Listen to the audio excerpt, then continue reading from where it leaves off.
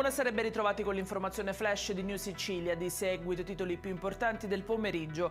In apertura la questione siccità in Sicilia, segni di miglioramento arrivano dai bacini del Nisseno e dell'Ennese, lo hanno verificato questa mattina il presidente della regione Renato Schifani, accompagnato dal dirigente della protezione civile Salvo Cocina.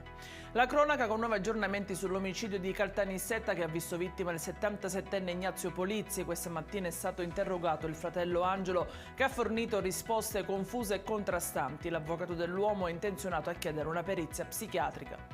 A Termini Imerese una ragazza è stata aggredita dall'ex fidanzato all'interno di un locale per un no di troppo. Il giovane, un 19enne, aveva chiesto alla giovane di tornare insieme dandole appuntamento. Dopo il suo rifiuto avrebbe afferrato una sedia per colpirla.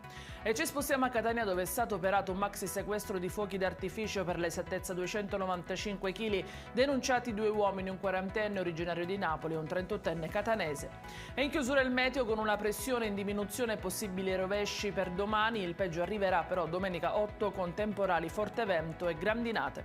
Ed è tutto per questa edizione. Vi ricordo come sempre che i dettagli su queste notizie li trovate sul nostro sito www.neusicilia.it e sui nostri canali social. Grazie per averci seguito e appuntamento a domani alle 13:30 con nuovi aggiornamenti.